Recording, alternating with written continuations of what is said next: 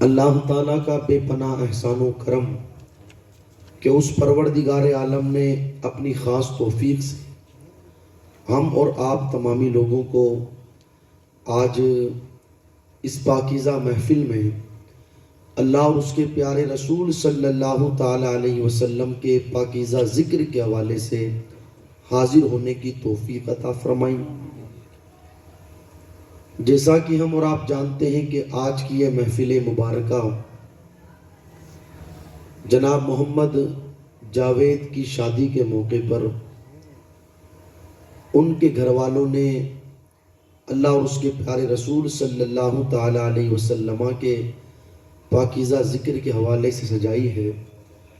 دعا ہے پروردگار عالم اس محفل کو اپنی بارگاہ میں قبول فرمائے۔ اس موقع پر میں مبارکبادی پیش کروں گا عمومی طور پر آپ تمامی لوگوں کو، اور خصوصی طور پر دولہے صاحب کو اور ان کے گھر والوں کو کہ جنہوں نے اس پرفتن دور میں بھی بالخصوص شادی کے موقع پر حضور کے میلاد کی محفل سجائی،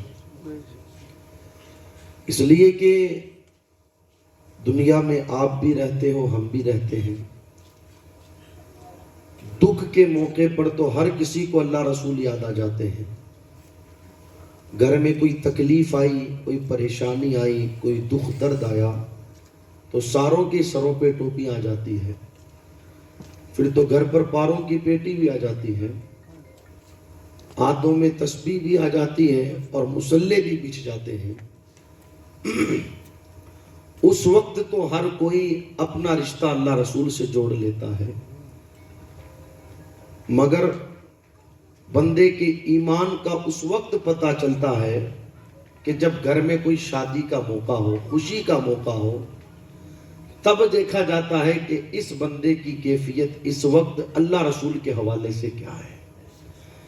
لیکن یہ بڑی خوش قسمتی کی بات ہے کہ ماشاءاللہ شادی کے موقع پر بھی حضور کے ذکر کی محفل سجائی، اور اس گھر کے اندر یہ کوئی پہلا موقع نہیں، اس سے پہلے بھی شادی کے موقع پر حضور کی محفل سجائی گئی، ہماری اس وقت بھی حاضری ہوئی تھی۔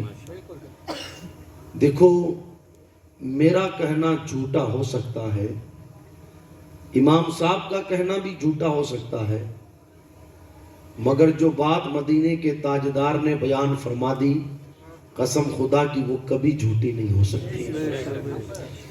اس کی برکتیں اللہ ان کو اور ان کی نسلوں کو دنیا میں بھی عطا فرمائے گا اور مرنے کے بعد آخرت میں بھی عطا فرمائے گا۔ میرے آقا علیہ السلام کا ایک فرمان ہے، ارشاد فرمایا البر لا یبلا والذنب لا ینسا والطیار لا یموت۔ فرمایا بندے، نیکی کبھی پرانی نہیں ہوتی، گناہ کبھی بھلایا نہیں جاتا، اور جس نے بدلہ دینا ہے یعنی اللہ تبارک و تعالی، اسے کبھی موت نہیں آتی۔ اعمل ما شئت کما تدین تدان، اب تو جو چاہے وہ کر، مگر یاد رکھنا جیسا تو کرے گا ویسا تیرے ساتھ کیا جائے گا۔ تو انسان اگر کوئی نیک کام کرتا ہے، کوئی اچھا کام کرتا ہے، تو اسے پتہ رہنا چاہیے کہ اس نیک کام کی برکتیں بندے کو دنیا میں بھی ملتی ہے اور مرنے کے بعد آخرت میں بھی پروردگار عالم اس نیک کام کی برکتیں عطا فرماتا ہے۔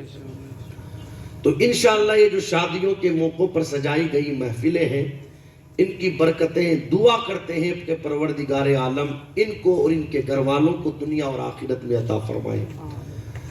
شادی کا مبارک موقع ہے تو اسی مناسبت سے چند گزارشات آپ لوگوں تک پہنچاؤں۔ میرے آقا علیہ الصلوۃ والسلام کا فرمان عالی شان، لوگوں، 4 چیزیں میری بھی سنت ہے اور مجھ سے پہلے نبیوں کی بھی سنت ہے۔ کیا فرمایا حضور علیہ السلام نے؟ 4 چیزیں میری بھی سنت اور مجھ سے پہلے نبیوں کی بھی سنت۔ عرض کی گئی یا رسول اللہ علیہ السلام وہ 4 چیزیں کون سی ہے؟ ارشاد فرمایا نمبر 1 حیا کرنا۔ حیا کرنا یہ میری بھی سنت ہے، اور مجھ سے پہلے انبیاء کی بھی سنت ہے۔ آپ دیکھیں صحابہ کرام رضوان اللہ تعالی علیہ مجمعین فرماتے ہیں کہ مصطفیٰ جان رحمت صلی اللہ تعالی علیہ وسلم کنواری لڑکی سے بھی زیادہ حیا فرمایا کرتے تھے۔ یار یہ تو حضور علیہ السلام کی بات ہے، جو مدینے والے کے قدموں سے لگ گئے ان کی حیا کا کوئی جواب نہیں، تو پھر حضور علیہ السلام کی حیا کا جواب بھلا کون لے کر کے آ سکتا ہے؟ میرے آقا علیہ السلام کے قدموں سے لگنے والی ایک ذات، سخاوت کے تاجدار جناب سیدنا سرکار عثمان غنی رضی اللہ تعالیٰ عنہ، اللہ تبارک و تعالیٰ نے جن کو دولت بھی عطا فرمائی اور دولت کے ساتھ ساتھ دولت خرچ کرنے کا جذبہ بھی عطا فرمایا۔ جب بھی خدا کی بارگاہ میں دعا کرو دولت کے حوالے سے تو ساتھ میں یہ بھی دعا کرنا کہ مولا ہمیں جذبہ عثمانی بھی عطا فرما، سرکار عثمان غنی رضی اللہ تعالیٰ عنہ کی طرح ہمیں صدقہ اور خیرات کرنے کا جذبہ اور حوصلہ بھی عطا فرما۔ وہ سیدنا سرکار عثمان غنی رضی اللہ تعالیٰ عنہ، لیکن آپ دیکھیں حیا کا عالم کیا تھا، غیرت کا عالم کیا تھا۔ سیدنا سرکار عثمان غنی رضی اللہ تعالیٰ عنہ خود فرماتے ہیں لوگوں، عثمان کی کیفیت یہ ہے کہ تنہائی میں بھی اگر عثمان غسل کرتا ہے تو اپنے بدن سے اپنے کپڑوں کو ہٹایا نہیں کرتا۔ یہ غیرت کا عالم تھا سیدنا سرکار عثمان غنی رضی اللہ تعالیٰ عنہ کا۔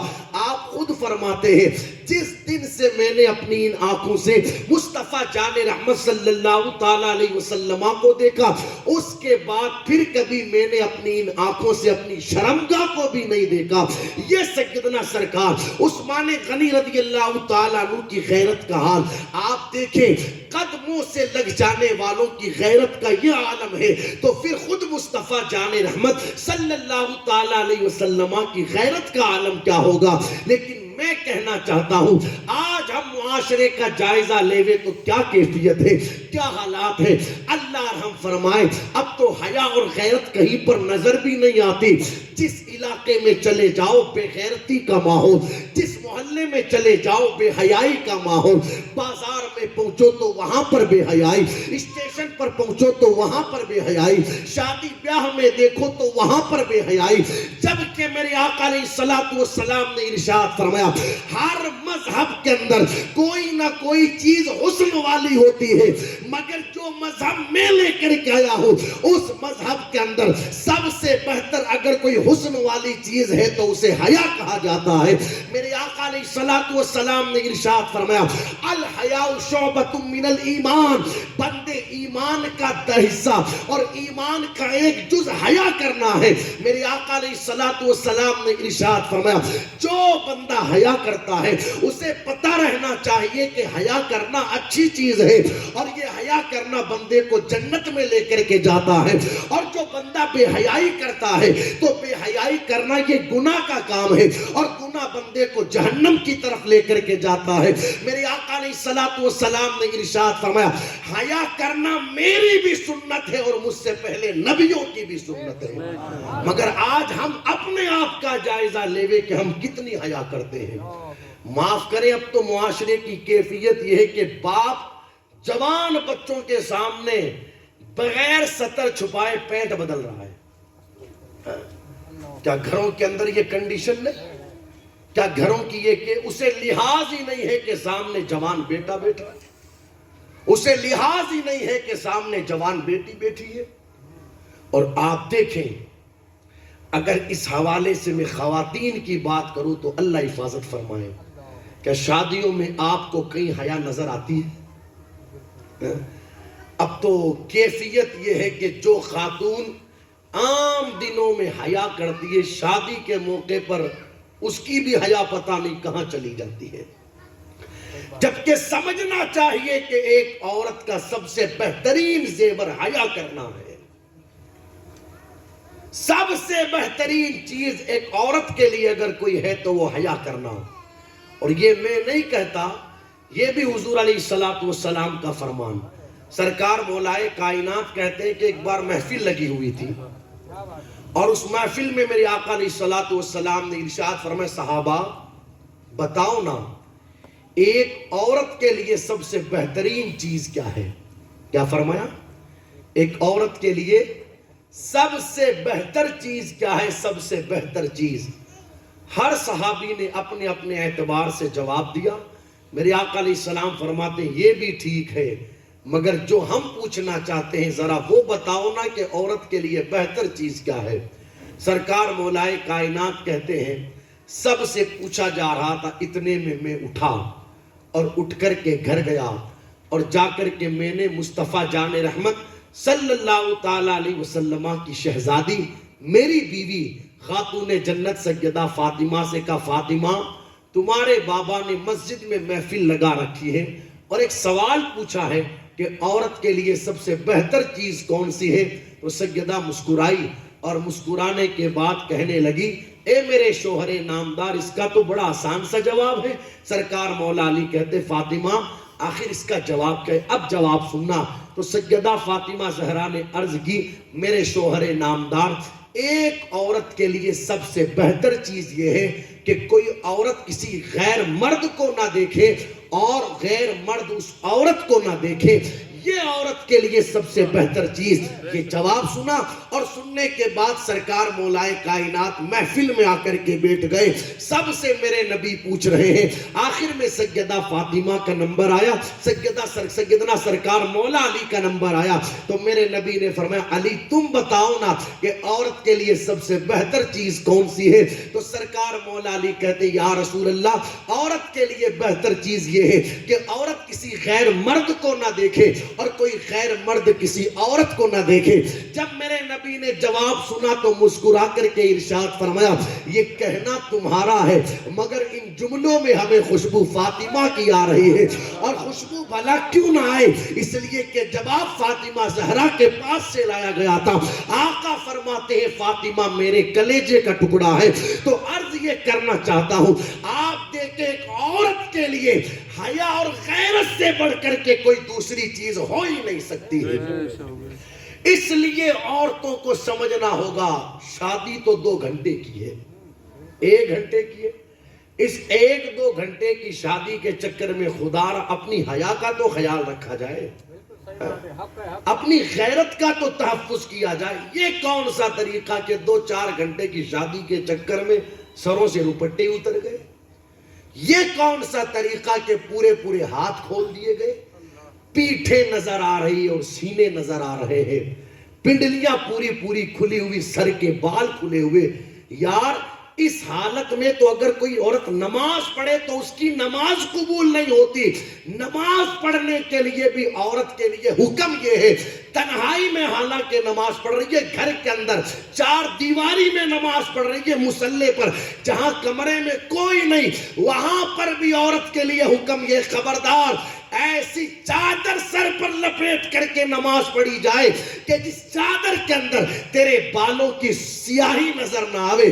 تو آپ سوچیں جب 4 دیواری کے اندر اسے اللہ اکبر پردہ کرنے کا اس قدر حکم دیا جا رہا ہے تو پھر لوگوں کے درمیان اسے پردہ کرنے کا کس قدر اسلام نے حکم عطا فرمایا ہے.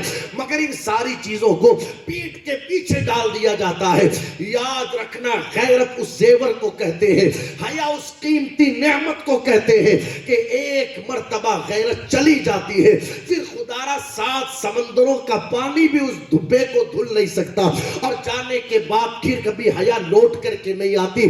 اس لیے ہمیں 2-4 گھنٹوں کی خوشی کے چکر میں یہ نہیں کہ اپنی عزت و آبرو پر ہر پانے دیا جائے. اپنی عزتوں کا، اپنی حیا کا، اپنی غیرت کا خیال رکھیں. دیکھو ایک وقت وہ بھی تھا، توجہ ہے آپ کی، سننا دل کو محسوس ہوگا کہ کیا تھے اور کیا ہو گیا. ایک وقت وہ بھی تھا کہ ایک صحابیہ ہے میرے آقا علیہ الصلوۃ والسلام کی، جن کے شہزادے حضور علیہ الصلوۃ والسلام کے ساتھ میدان جہاد میں گئے. قافلہ واپس پلٹ کر گیا تو اس خاتون تک یہ خبر پہنچا دی گئی کہ تیرا بیٹا شہید ہو گیا ہے. مگر پھر بھی حضور علیہ الصلوۃ والسلام کی بارگاہ میں وہ خاتون حاضر ہوئی اور کیفیت یہ تھی کہ سر سے پاؤں تک پورا وجود پردے میں تھا. میرے نبی نے اس کو تسلی دیتے ہوئے ارشاد فرمایا صبر کر لے، اللہ نے تیرے بیٹے کو شہادت کا مرتبہ عطا کر دیا. صحابہ کہتے ہیں اتنی بڑی خبر سننے کے بعد بھی ہم نے دیکھا کہ وہ عورت پردے میں ہے. اتنی بڑی، کوئی چھوٹی خبر ہے؟ بیٹے کی شہادت ہو جانا کوئی معمولی بات ہے، مگر پھر بھی صحابہ کہتے ہماری آنکھوں نے دیکھا کہ وہ پردے میں ہے. تو ہم میں سے کسی نے کہا یار اس کا بیٹا چلا گیا پھر بھی یہ پردے میں ہے. اب جواب سننا اس خاتون کا. کہنے لگی بیٹا کھویا ہے، اپنی آبرو تھوڑی کھوئی ہے. بیٹا کھویا ہے، اپنی حیا تھوڑی کھوئی ہے. بیٹا کھویا ہے، اپنی غیرت تھوڑی کھوئی ہے. وہ کیسی عورتیں تھی کہ بیٹوں کے جنازوں پر بھی خیال بیٹے کا نہیں، اپنی عزت و آبرو کا خیال ہے. اور آج کیفیت یہ ہے کہ شادیوں کے موقعوں پر غیرت کا خیال نہ رہا. اب تو اللہ رحم فرمائے، کہاں غیرت کہاں حیا، یہ صرف نام ہی رہ گئے. باپ کے سامنے جوان بیٹا غیر محرم عورتوں سے فون پر باتیں کر رہا، اس سے بڑی بے غیرتی اور کیا ہوگی. ماں کے سامنے بیٹی غیر محرم مرد سے باتیں کر رہی ہے، جس سے منگنی ہوئی ہے، جب تک شادی نہ ہو جاوے وہ غیر محرم ہی تو ہے. کون ان کو روکے، کون ان کو ٹوکے؟ ان کاموں میں تو گھر والے خود ساتھ دے رہے ہیں. باپ کی آنکھوں کے سامنے بیٹی ڈانس کر رہی ہے، بیٹا ڈانس کر رہا ہے، اس سے بڑی بے غیرتی اور کیا ہوگی، اس سے بڑی بے حیائی اور کیا ہوگی. اور اب تو اللہ رحم فرمائے دن بدن بے حیائی بڑھتی جا رہی ہے. کل تک تو صرف موبائلوں پر باتیں کرنے کا سلسلہ تھا، اب تو سرے محفل اسٹیج لگا کر کے لوگوں کے سامنے ملوایا جا رہا ہے. وہ اس کے ہاتھ میں ہاتھ دے وے، یہ اس کے ہاتھ میں ہاتھ دے وے، انگوٹیاں پہنائی جا رہی ہیں، ایک ساتھ کھڑا کر کے کیک کٹوائے جا رہے ہیں، ایک دوسرے کو کیک کھلائے جا رہے ہیں. اسے بے حیائی نہیں کہو گے تو پھر اور کیا کہو گے؟ اور یہ سارے کام تنہائیوں میں نہیں ہو رہے، یہ سارے کام گھر کے ذمہ داروں کی نگرانی میں ہو رہے ہیں. اب سنیں مدینے والے کا فرمان. میرے آقا علیہ الصلوۃ والسلام ارشاد فرماتے ہیں 3 لوگ ایسے ہیں جن پر پروردگار عالم نے لعنت فرمائی ہے. پوچھا گیا یا رسول اللہ علیہ السلام وہ 3 لوگ کون ہیں؟ میرے آقا فرماتے نمبر 1 شراب پینے کا عادی، یعنی جس نے شراب پینے کو اپنی عادت بنا لی ہو اس پر اللہ کی لعنت. میرے آقا فرماتے نمبر 2 ماں باپ کا نافرمان، جو ماں باپ کی نافرمانی کرتے ہوئے زندگی گزارے اس پر اللہ نے لعنت فرمائی. اور تیسری چیز میرے آقا فرماتے دیوس، اس پر بھی اللہ کی لعنت ہے. پوچھا گیا یا رسول اللہ دیوس کسے کہتے ہیں؟ میرے نبی نے فرمایا دیوس اس شخص کو کہتے ہیں کہ جس کے سامنے جس کے گھر کی عورتیں بے حیائی کرے اور وہ ان عورتوں کو ٹوکے نہیں، ان عورتوں کو منع نہ کرے، اسے دیوس کہا جاتا ہے. اور ایسے پر خدا کی لعنت ہے. اور میرے آقا فرماتے دیوس کا اللہ نہ کوئی فرض قبول کرتا ہے، اس کا نہ اللہ کوئی نفل قبول فرماتا ہے. اسے دیوس کہا گیا جس کے سامنے بے حیائی کا کام اور وہ ٹوکے نہ. اس لیے سمجھے خدا را ہمارا قیمتی زیور ہے جسے حیا کہتے ہیں. حیا کی بڑی برکتیں ہیں. حیا کرنے والے کو اللہ پسند فرماتا ہے. حیا کرنے والے کو مصطفیٰ جان رحمت صلی اللہ تعالی علیہ وسلم پسند فرماتے ہیں. اور آپ دیکھو جو لوگ حیا کرتے ہوئے زندگی گزارتے ہیں میرا اللہ انہیں برکتیں کیا عطا فرماتا ہے. توجہ ہے آپ کی؟ سننا ایک روایت اور پڑھتا ہوں میں. بصرہ کی سرزمین ہے، ایک بزرگ ہیں نام جن کا حضرت مسکی رحمت اللہ علیہ. حالانکہ نام مسکی نہیں تھا، نام تو کچھ اور تھا، مگر ان کے بدن سے مشک کی خوشبو آتی تھی. کس کی خوشبو؟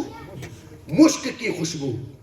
اس بنیاد پر لوگ ان کا نام بھول گئے اور ان کا نام لوگوں نے حضرت مسکی نکال لیا. عربی میں مشک کو مسک کہا جاتا ہے، تو لوگوں نے ان کا نام حضرت مسکی نکال لیا. آپ دیکھیں کسی نے ان سے پوچھا بات کیا ہے کہ جس گلی میں جاتے ہو اس گلی کو مشک سے مہکا دیتے ہو، آخر بدن میں یہ برکتیں آئی کہاں سے؟ اب سننا، جو لوگ حیا کرتے ہیں میرا اللہ انہیں عزتیں کیا عطا فرماتا ہے. عظمتیں کیا عطا فرماتا ہے.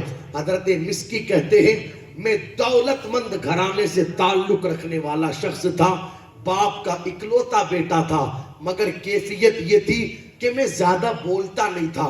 میرے باپ نے سوچا میرا بیٹا بڑا شرمیلا ہے, بولے گا نہیں تو کام کیسے چلے گا, تو میرے والد نے ایک پلان لگایا, کیوں نہ ہو کہ اس بیٹے کو بازار میں کسی دکان پر بٹھا دوں کام کے لیے, وہاں پر لوگ آئیں گے, سودا خریدیں گے, بات کرنا یہ سیکھ لے گا, بولنا اسے آ جائے گا. تو میرے والد نے مجھے کپڑے کی دکان پر بٹھا دیا. حضرت مسکی کہتے ہیں کہ کپڑے کی دکان پر میں رہتا, لوگ سودا خریدنے آتے, سودا خرید کر کے چلے جاتے. وقت گزرتا رہا, ایک وقت وہ بھی آیا کہ میری دکان پر ایک خاتون کپڑا خریدنے کے لیے آئی. کئی سارے کپڑے اس عورت کو دکھائے گئے, مگر اس نے کہا کپڑا مجھے اپنے لیے نہیں چاہیے بلکہ میری ملکہ کے لیے چاہیے, میری آقا کے لیے چاہیے. ایسا کرو آپ چند جوڑے ساتھ میرے لے کر کے میری ملکہ کے پاس چلو, جو انہیں پسند آ جائے گا وہ رکھ لے گی, اور جو پسند نہیں آئے گا انہیں واپس دکان پر بھجوا دیا جائے گا.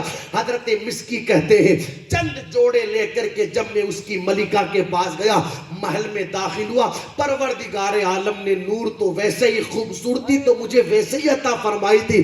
جیسے ہی محل کے اندر میں داخل ہوا, اس کی ملکہ کی نظر میرے چہرے کے اوپر پڑی تو کپڑا دیکھنا تو وہ بھول گئی, اور اس نے اپنی خادماؤں سے کہا کہ محل کے دروازے بند کر دو, کھڑکیاں بند کر دو. حضرت مسکی کہتے ہیں کہ اس ملکہ نے مجھ سے کہا اب بات کپڑوں کی نہیں ہوگی, اب تو بات یہ ہوگی کہ تمہیں میرے ساتھ بدکاری کرنی ہوگی. اگر تم بدکاری نہیں کرتے ہو تو پھر میں شور کروں گی, چلاؤں گی, لوگوں کو جمع کروں گی اور تمہیں لوگوں کے سامنے بدنام کروں گی اور کہوں گی کہ اس بندے نے میرے ساتھ ایسی نازیبا حرکت کی ہے.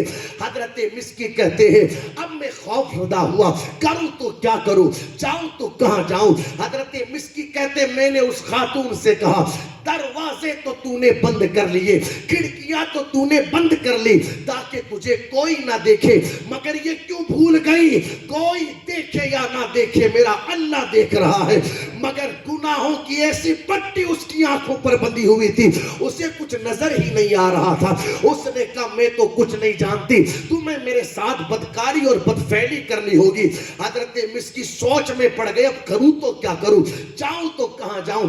کیسے خیرت مند لوگ تھے, کیسے خیرت مند لوگ کہ گناہ کے لیے سارے راستے ہموار ہیں, مگر پھر بھی خدا کا خوف دل کے اندر کیسا تھا کہ اللہ اکبر تنہائیوں میں ہونے کے باوجود بھی اپنے آپ کو گناہوں سے بچاتے ہوئے نظر آ رہے تھے. اور جب سے سینوں سے خیرت ختم ہوئی, جب سے اللہ اکبر حیا ہماری زندگیوں سے ختم ہو گئی, اب تو کیفیت یہ ہے کہ قوم کا جوان 2-4 کلومیٹر تک اپنی گاڑی کو کسی کی بیٹی کے پیچھے دوڑاتا ہے, اس چکر کے اندر کے پلٹ کر کے مجھے وہ ایک نظر دیکھ لے. اللہ اکبر ٹرینوں کے اندر سفر کرے تو تمنا یہ کرتا ہے کہ ایسی جگہ ملے جہاں پر 2-4 لڑکیاں ہوں, تو ہو سکتا ہے کہ 2-4 گھنٹے کا سفر پورا کرتے کرتے اللہ اکبر کوئی بات چیت ہو جاوے. یہ کیفیت کب سے ہوئی, جب سے زندگیوں سے غیرت ختم ہو گئی, حیا کا جنازہ نکل گیا. ورنہ جب تک زندگیوں کے اندر حیا موجود تھی کیفیت یہ تھی. حضرت مسکی رحمت اللہ علیہ کہتے تنہائی کے اندر بھی ڈر رہا تھا, کوئی دیکھے یا نہ دیکھے اللہ دیکھ رہا ہے. اب دیکھو آپ, خدا کا خوف سینے میں رہتا ہے, انسان غیرت مند اور با حیا ہوتا ہے, تو پھر کیفیت کیا ہوتی ہے. حضرت مسکی کہتے میں نے کہا کہ مجھے استنجا کرنا ہے. کیا کرنا ہے؟ اس نے اپنی خادمہ کو بلایا اور کہا ذرا اسے لے کر کے جاؤ استنجا خانے میں, بیت الخلا میں. حضرت مسکی کہتے جب میں پہنچا نا بیت الخلا میں, ٹوائلٹ میں, تو پھر دل ہی دل میں پریشان تھا, اب کروں تو کیا کروں, جاؤں تو کہاں جاؤں.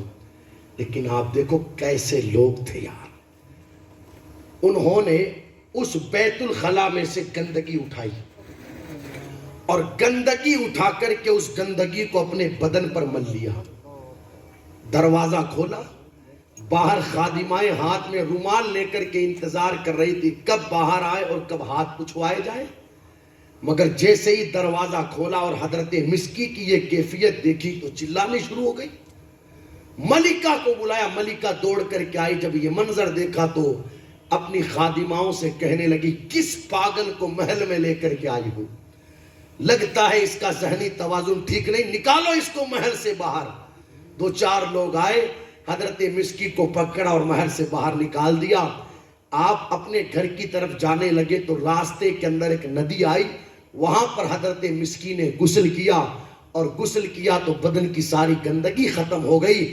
جیسے ہی بدن سے گندگی دور ہوئی، سر کو خدا کی بارگاہ میں رکھا اور عرض کی بار الہ تیرا شکر ہے، جو گندگی میں نے بدن پر لگائی وہ تو اس دریا کے پانی سے دور ہو گئی، اگر وہ گندگی دامن پر لگ جاتی تو پھر اسے سات سمندر کا پانی بھی دھل نہیں پاتا۔ خدا کا شکر ادا کیا اور گھر کی طرف جانے لگے۔ اب حیا کی نہ حضرت مسکی نے، اللہ اکبر، خدا کے خوف سے زندگی گزاری، میرے اللہ نے برکتیں کیا عطا فرمائی۔ رات کو سوئے، مقدر کا ستارہ چمک اٹھا، خام میں نورانی چہرے والے بزرگ تشریف لائے۔ پوچھا آپ کون ہیں؟ تو کہنے لگے میں اللہ کی طرف سے بھیجا گیا فرشتوں کا سردار جبرائیل ہوں۔ اے جوان، تجھے مبارکبادی دینے کے لیے آیا ہوں کہ آج تو نے یوسف علیہ السلام کی سنت کو زندہ کیا ہے۔ حضرت مسکی کہتے ہیں حضرت جبرائیل نے میرے بدن پر اپنا مبارک ہاتھ پھیرا، اس ہاتھ کا پھیرنا تھا کہ میرے بدن سے مشک کی خوشبو آنے لگی۔ یہ عزت اللہ نے انہیں عطا فرمائی۔ جب تک حضرت مسکی زندہ رہے، زمین پر جس گلی سے گزرتے، جس گھر میں جاتے، مشک کی خوشبو آیا کرتی۔ حتیٰ کہ انتقال ہو گیا، لوگوں نے ان کا جنازہ قبر میں دفنا دیا، دفنانے کے بعد بھی ان کی قبر سے مشک کی خوشبو آیا کرتی تھی۔ تو یہ عزت اللہ ان لوگوں کو عطا فرماتا ہے جو حیا کر کے زندگی گزارتے ہیں۔ نعرہ تکبیر، اللہ اکبر، نعرہ رسالت، یا رسول اللہ، علماء اہل سنت۔ اس لیے حیا کرے دوستو، حیا، غیرت پیدا کرے اپنے اندر۔ حالانکہ بات اگر یہی ہو تو خوب ساری باتیں اس پر ہو سکتی ہے۔ اب تو میں کہہ رہا ہوں نا، صرف نام ہی رہ گیا حیا کا، حیا نظر نہیں آتی ہے۔ باپ بھی بیٹھا ہے، بیٹی بھی بیٹھی ہے، ماں بھی بیٹھی ہے، بھائی بھی بیٹھے، سارے بیٹھے ہیں، اور ٹی وی کی اسکرینوں پر بے حیائیوں کے مناظر سارے ایک ساتھ بیٹھ کر کے دیکھ رہے ہیں۔ اس سے بڑی بے حیائی اور کیا ہوگی؟ اس سے بڑی بے غیرتی اور کیا ہوگی؟ آپ دیکھو، صرف اگر ہم اپنی شادیوں کا جائزہ لیوے تو قدم قدم پر آپ کو بے حیائیاں ملے گی۔ یہ شام کو جوانوں کا دلہن لینے کے لیے جانا، آپ اسے حیا کہو گے؟ آپ اسے غیرت کہو گے؟ اور صبح کے وقت پھر عورتوں کا واپس اس گئی ہوئی دلہن کو لینے کے لیے جانا، کیا کیفیت ہے؟ مجھ سے بہتر آپ جانتے ہو۔ اسے غیرت کہو گے؟ اسے حیا کہو گے؟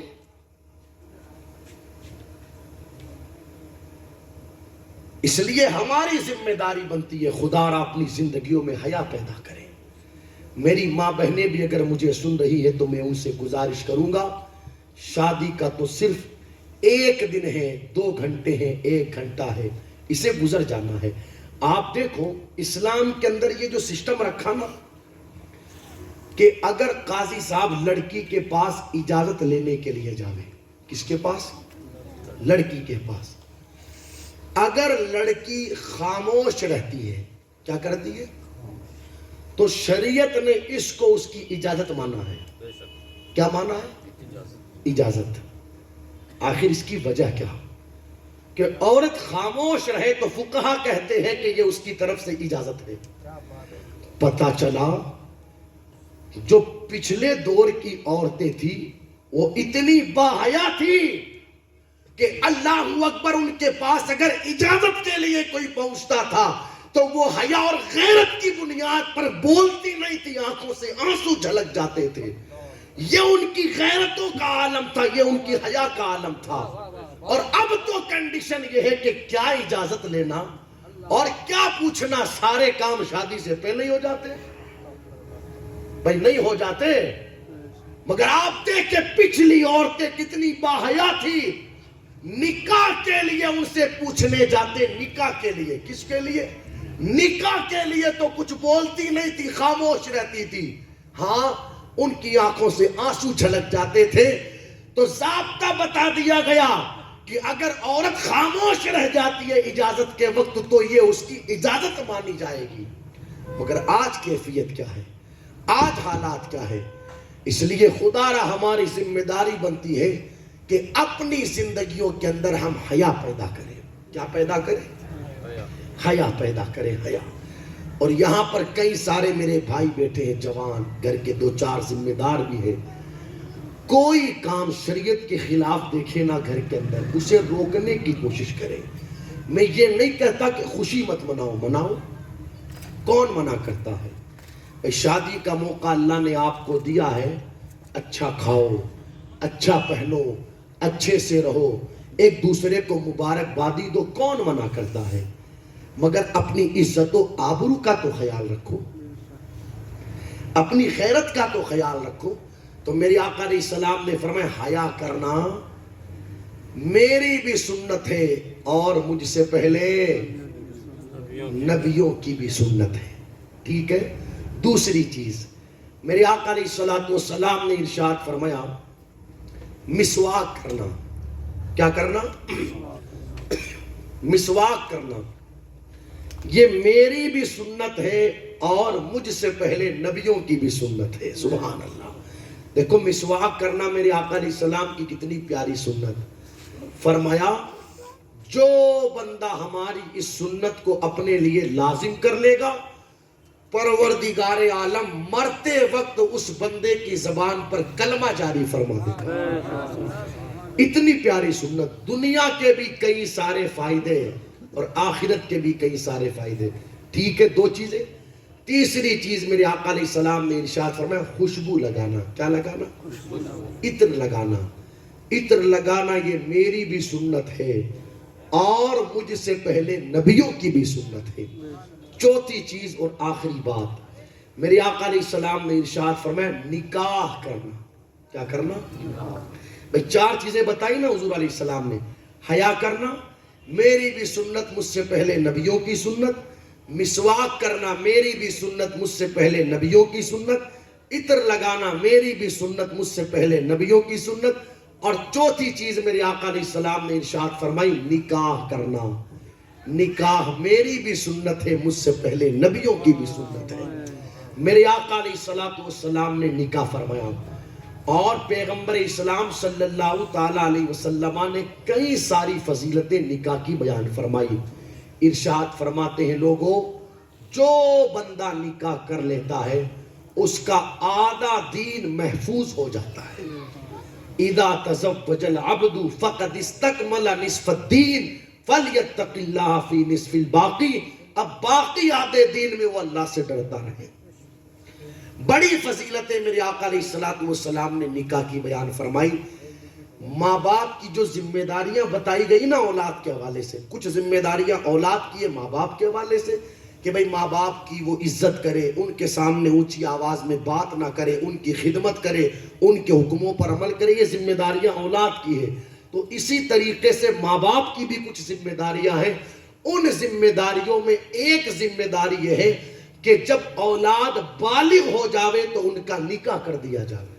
یہ ماں باپ کی ذمہ داری ہے۔ اس چکر میں نہ رہے کہ یار کوئی پیسے والے کا رشتہ آ جاوے تو پھر وہاں کریں گے، کوئی نام چن آدمی کا رشتہ آ جاوے تو پھر وہاں کریں گے۔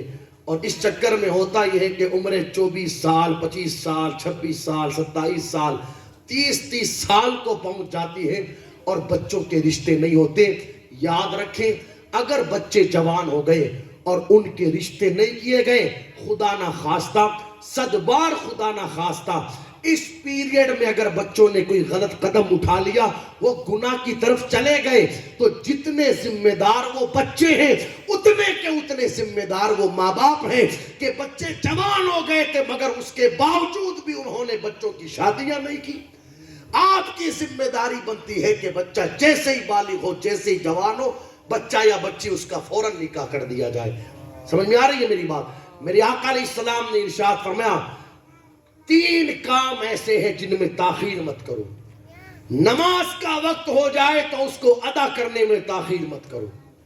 جنازہ تیار ہو جاوے تو اس کو دفنانے میں تاخیر مت کرو. اور بچہ بالغ ہو جاوے تو اس کی شادی میں تاخیر مت کرو. تو آپ کی ذمہ داری بنتی ہے کہ اگر بچے بالغ ہو گئے، جوان ہو گئے تو ان کا رشتہ کر دیا جائے. اس لیے کہ جس پرفتن دور سے اس وقت ہم اور آپ گزر رہے ہیں، اللہ خیر فرمائے. تو نکاح کرنا یہ میرے آقا علیہ الصلوۃ والسلام کی بھی سنت، اور حضور علیہ الصلوۃ والسلام سے پہلے انبیاء کی بھی سنت. جب سنت حضور کی ہے تو اس سنت کو ادا کرنے کے لیے طریقہ بھی تو حضور کا ہونا چاہیے. یہ کون سا طریقہ دوست کہ تو حضور کی سنت کو ادا کرنے کے لیے غیروں کے طریقے اپناتا ہے. تھک گئے بیچارے امام صاحب، مولانا صاحب، حافظ صاحب اور عالم صاحب، کہتے کہتے تھک گئے، گلے بیٹھ گئے لوگوں کے. کہیں تو انتقال کر گئے بیچارے، قبروں میں چلے گئے سمجھاتے سمجھاتے کہ لوگوں شادیاں سستی کرو. کیا کرو؟ زور سے بولو. ہاں، مگر سستی کرنے کے بجائے لوگ دن بدن مہنگی کرتے جا رہے ہیں.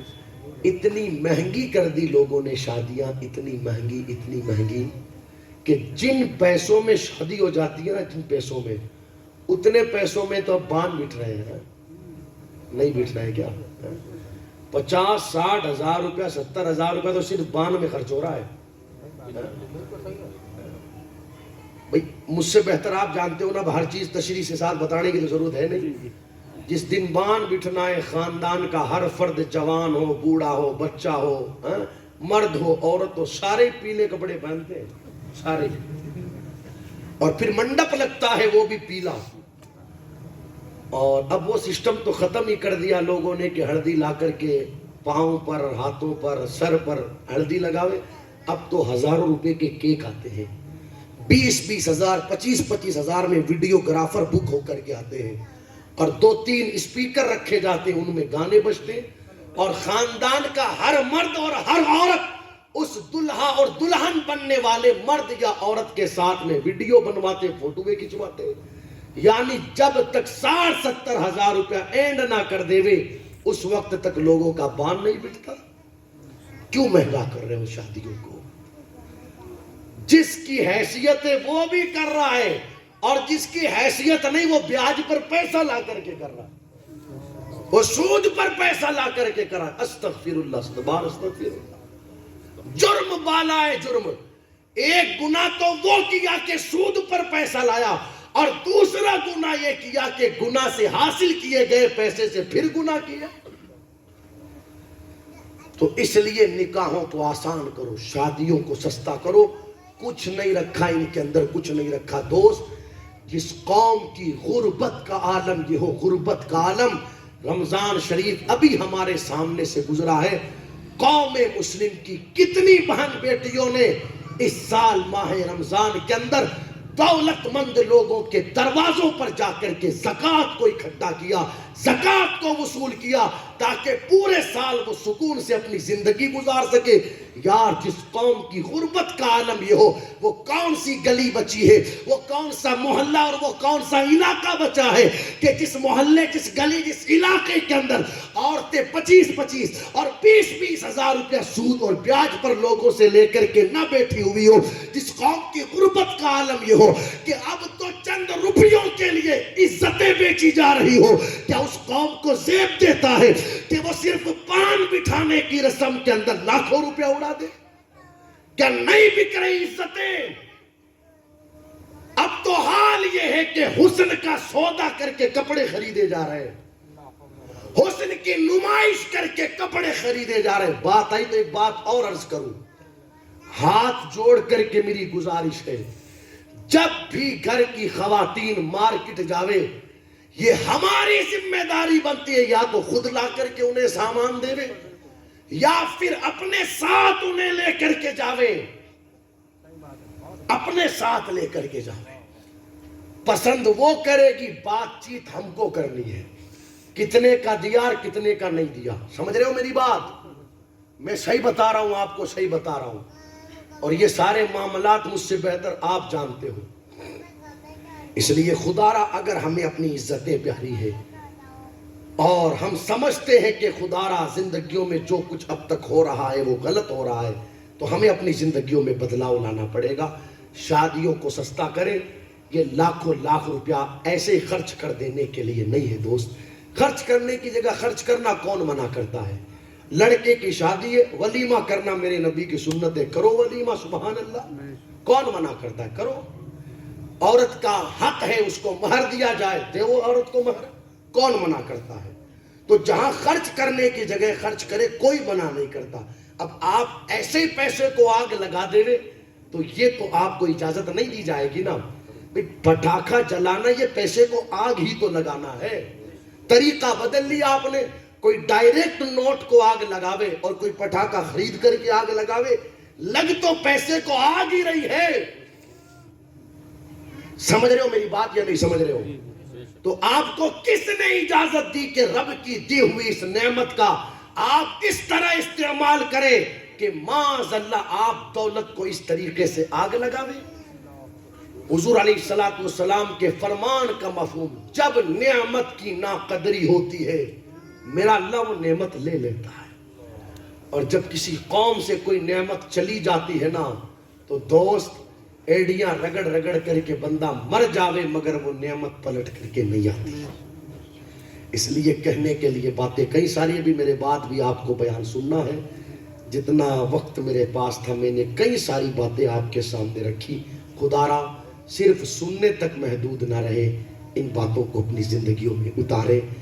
آج شوال المکرم کے اس مبارک مہینے کی 10 تاریخ ہے، جس 10 تاریخ کو نسبت ہے امام اہل سنت سیدی سرکار اعلیٰ حضرت الشاہ امام احمد رضا خان فاضل بریلوی علیہ رحمت و رضوان حضور سیدی سرکار اعلیٰ حضرت کا 10 شوال المکرم کو یوم ولادت ہے.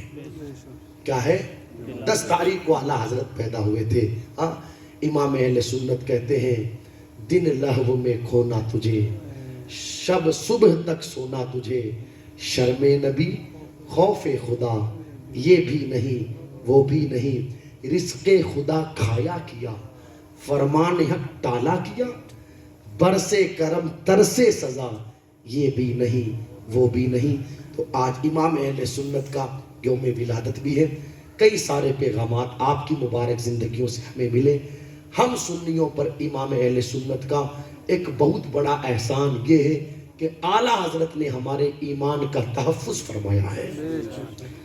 ہندوستان کی سرزمین پر دین پھیلانے والی ذات کو معین الدین کہتے ہیں، اور اس پھیلائے ہوئے دین کو بچانے والی ذات کو امام احمد رضا کہتے ہیں. اس لیے حضور اعلیٰ حضرت کی زندگی پڑھے، ان کے پیغامات پڑھے تو انشاءاللہ بہت کچھ سیکھنے کو ملے گا. ان کی نعتیں پڑھے تو دل کے اندر ایمان کی شمع روشن ہوگی. رات کو نیند نہ آوے تو گانے وانے نہ سنا کرے، حضور کی نعت سنا کرے، اور بالخصوص اعلیٰ حضرت کے کلام سنا کرے. دل مچلے گا، بڑے سکون کی نیند آئے گی.